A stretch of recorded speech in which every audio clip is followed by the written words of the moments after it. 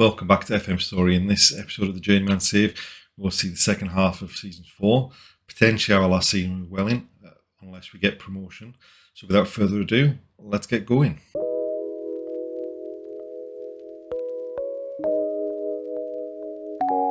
Before we get into the action, if you enjoyed the video, please like, subscribe and hit the notification bell to be notified of new videos. So we've got new Journeyman Save videos every Wednesday and Saturday. We left off the last episode at the end of January. We drew against Hornchurch. At that point, we were third in the league. We had 2 games in hand on Dorking and were 3 points behind them. And we had 3 games in hand on Bath and were 4 points behind them. We are, as you can see, still second in the league. But we are now, without any games in hand, we're now 7 points behind Dorking. We are 5 points ahead of Bath, although that could have been a bit better, as you'll see in a minute when we look at the games we've played since January. So the Hornchurch game on New Year's Day was the last game in the last episode. We put together a decent run of 4 wins in a row. Then the game against Truro was one that was supposed to be between Christmas and New Year, which was postponed because of a Warlock pitch. Just weren't at the races there, and we got comfortably beaten by Truro. We bounced back with some wins and some draws, and then lost to Bath.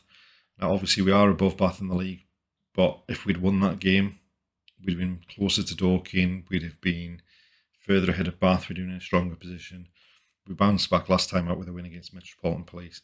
So all in all, not a particularly bad run. In January and February, we only lost 2 games, won most of the games we had and drew 4. But the problem we had is that Dorking, who are top of the league, have been on a crazy run since the beginning of December. So since the beginning of December, they've not lost a league game. They've drawn 2 league games and won everything else, including a 4-2 win over us. So obviously that's been enough to take them to the top of the league. Being 7 points behind is a bit of a problem, but obviously there's still 13 games left in the season. So we do still have a chance of catching them. We're fairly safe in being in a playoff position, but hopefully we can overhaul Dorking for that automatic promotion spot, just because the playoffs in the last 2 seasons just have not been kind to us. We lost in the first round 2 years ago. Last season we made it to the final and lost in the final, and we've decided that if we don't get promoted this season, then it's obviously not meant to be, and we're moving on. So hopefully we can push on in the second half of the season and catch Dorking and see if we can overhaul them and win the league. Okay, so we begin March with an away game at Margate, who are 23rd in the league. So hopefully we should have enough about us to be able to take care of this game comfortably. Obviously, we'd rather Dorking were playing some decent teams, but they're playing the Met Police, so they're likely to win as well. So it's really important that we do get the victory, just so that we don't fall even further behind them. As per usual, we do, despite the fact that we've got Get Stuck In turned off, we have obviously a couple of players suspended. We always seem to. So Aaron Barnes is missing at right back, and Matthew Clark's missing up front. So going into this game, hopefully, because of the gap in quality of the teams, we can pick up a decent win here. But it's really important that we go on a good run at this stage, just to try and close the gap on Dorking. We need to hope that they make some slip-ups, but we have to also be able to take advantage of them if they do. So Shkumbi to Muscat, or Danny Rose.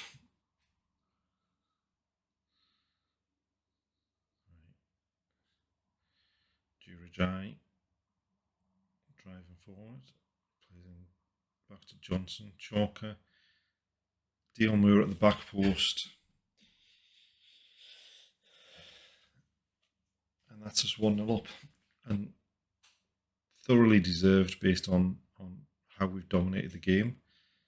But really, we should be out of sight by now.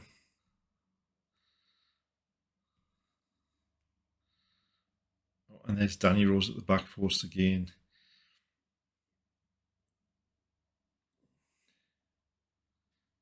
Hopefully that first goal just opened the floodgates, because we could do with a nice comfortable win, just to get some confidence back in the boys that we can overhaul Dorking. But right, Dion Moore has picked out Rob Street, and that's a third.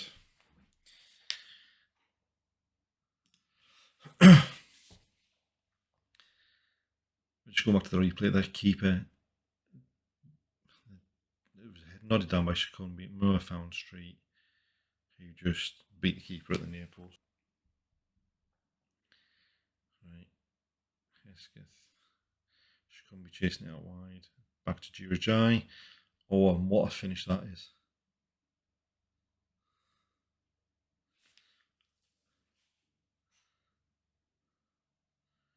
Shakunbi chased it out towards the touchline. Played it into the path of Jirajai, who steps up first time. Keeper probably should have got close to that.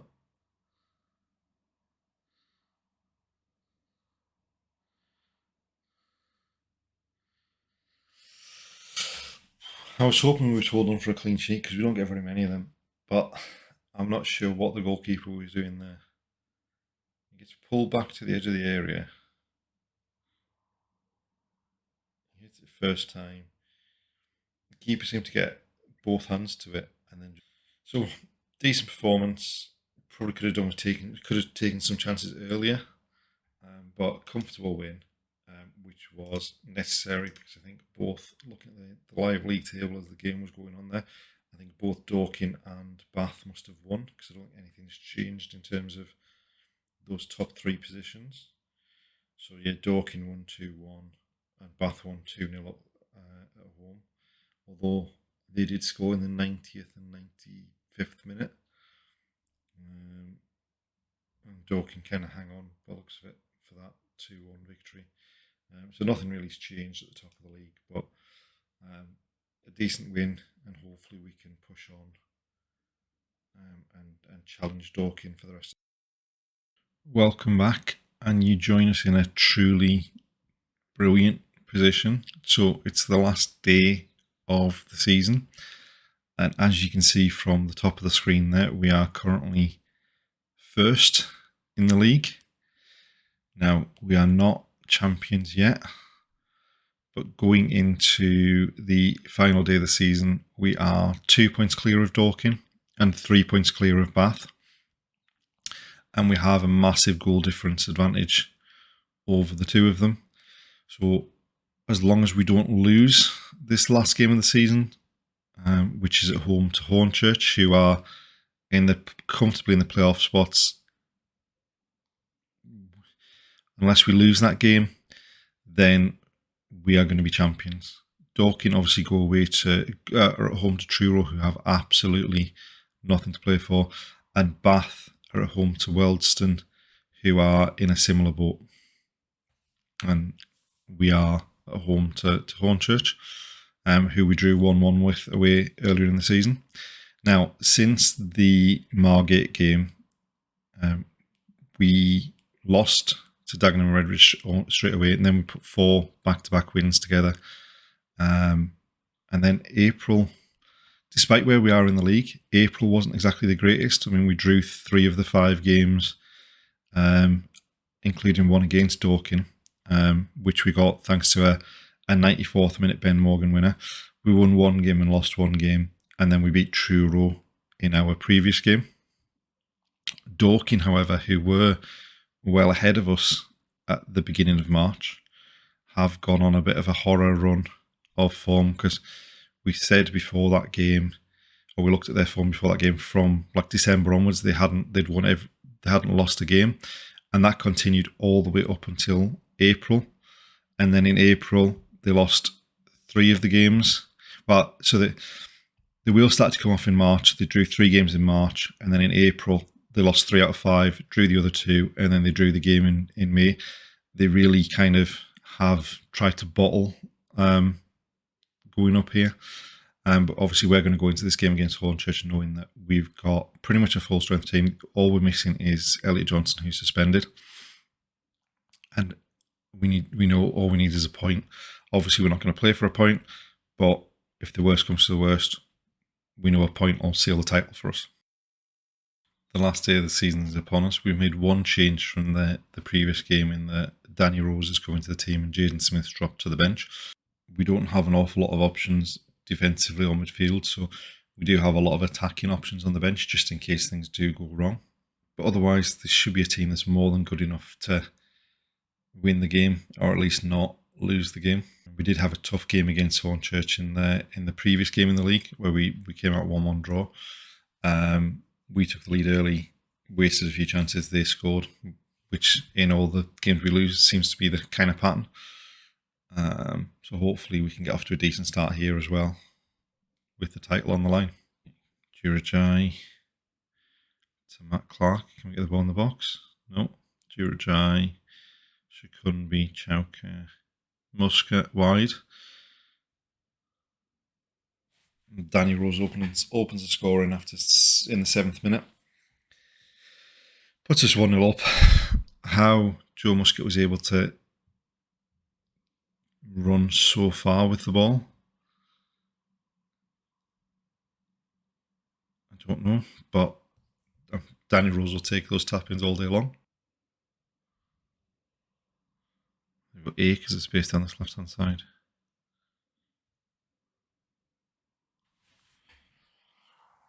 Oh. So Bath are winning as well, looking at that live league table. Yep. Truro have equalised against Dorking. So we're in a good position. We're winning.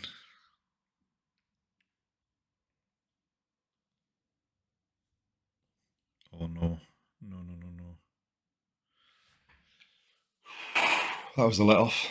Finally, we've been promoted. This time as champions. We've won the title. We're finally out of the division. This, as we said at the start of the season, this was going to be our last season with Welling if we didn't get promoted. Now we've got a chance in the National League. I think we've got a good enough squad to at least finish mid-table.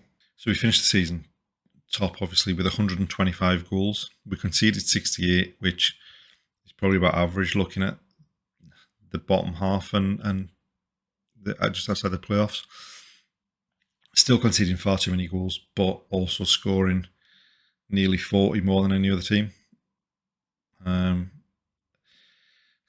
Had Dorking not drawn that penultimate game, then we'd have been level on points, but we'd obviously still gone up with the goal difference. Danny Rose turned out to be a bit of a decent signing. He played 49 games in all competitions, scored 37 goals.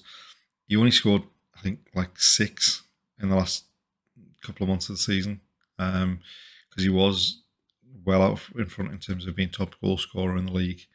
And now for the end of season review. So in terms of the arrivals, we brought in sort of 4 players. All have contributed massively to the title win. Danny Rose, like I say, 37 goals, 7 assists in 49 games. Elliot Johnson's come in and played well at left back. Kegs Chalker came in very last minute and produced a lot of assists. And Rob Street came in, who was probably going to be the long-term replacement for Matt Clark, and ended up with 25 goals in 49 games. So better than a goal every 2 games. In terms of the players that went out, obviously Matt Clark went out. We brought him back in on loan for the season. He probably didn't have the same sort of season he's had in the previous 2 seasons, but 13 goals and 10 assists, key part to the league. Obviously Jack Spong went in the summer because of a release clause in his contract. A big step up going to Accrington in terms of the quality of the division, but didn't probably get as many starts as you would like, I would think, and didn't really perform that great when he did get the chance. Obviously, the end of the season seems to be bugged, so it doesn't show the league, which is a pain since we've won the league. We met the expectation in the FA Cup in terms of getting to the first round before we lost with that injury time goal. The FA Trophy, we didn't reach the expectation, but I think they'll probably forgive us for having won the league. So Aaron Barnes ended up picking up the Fans Player of the Season. Young Player of the Season was Caelan Casey, who came in the summer. Kegs Chalker came in. It was the signing of the summer, which is the signing of the season, which was the last signing. So Danny Rose scored 37 goals and didn't get signed of the season. Is an interesting one. But overall, what more can you say? It was a superb season. We exceeded expectations in the league, and that's us promoted. And that's the end of the episode. Join us next time to see how we get on the National League. Obviously, we're going to have to do a bit of an overhaul of the squad and probably add a bit more quality. But we'll see all of that next time.